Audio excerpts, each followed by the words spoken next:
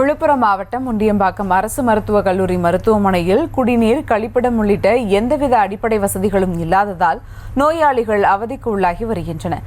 இதுகுறித்த கூடுதல் விவரங்களோடு இணைகிறார் செய்தியாளர் தாமோதரன். வணக்கம் தாமோதரன். நோயாளிகள் குற்றம் சாட்டிய நிலையில் மருத்துவம் தரப்பில் என்ன மாதிரியான விளக்கம் அளிக்கப்பட்டிருக்கிறது? விவரங்கள். வணக்கம். விழுப்புரம் முண்டியம்பாக்கம் அரசு மருத்துவக் கல்லூரி மருத்துவமனை. இந்த மருத்துவமனை மிக சிறப்பு வாய்ந்த ஒரு மருத்துவமனை.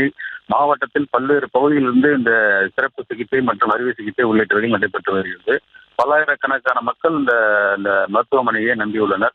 கிராமங்கள் நிறைந்த பகுதி என்பதால் இந்த விழுப்புரம் முண்டியம்பாக்கம் மருத்துவக் கல்லூரி மருத்துவமனை எண்ணற்ற ஏழை எளிய மக்கள் வந்து செல்வது வழக்கம். இந்நிலையில் இந்த மருத்துவமனையில் குடிநீர் வசதி என்பதே இல்லாமல் உள்ளது. குடிநீர் என்பதே அந்த குடிநீர் கிடைக்காமல் இந்த பகுதியில் வர அந்த மருத்துவமனைக்கு வரும் நோயாளிகள், மிகுந்த நோயாளிகள், உறவினர்கள் உள்ளிட்டவர்கள் மிகுந்த சிரமத்திற்குள்ளாகி வருகின்றனர். இந்த வெளியில் கிடைக்கின்ற குடிநீரையே வாங்கி பருகி வருகின்றனர். இந்த ஆர்ஓ வாட்டர் எனப்படும் அந்த பகுதியிலிருந்து அமைக்கப்பட்டுள்ளது. ஆனால் அந்த உள்ளே அமைக்கப்பட்டுள்ள ஆர்ஓ வாட்டர் எதுவுமே வந்து வேலை செய்யவில்லை. இது தொடர்பாக மருத்துவ அதிகாரிகளிடம் கேட்டபோது அதற்கான உரிய பதிலை சரியான முறையில் அவர்கள் அளிக்கவில்லை. நாங்கள் குடிநீர் வழங்க நடவடிக்கை எடுக்கிறோம் என கூறுகிறார்களே தவிர, ஆனால் பைப்பில் எந்தவித குடிநீரும் அந்த இடத்துல ஆர்ஓ வாட்டர் வரவில்லை.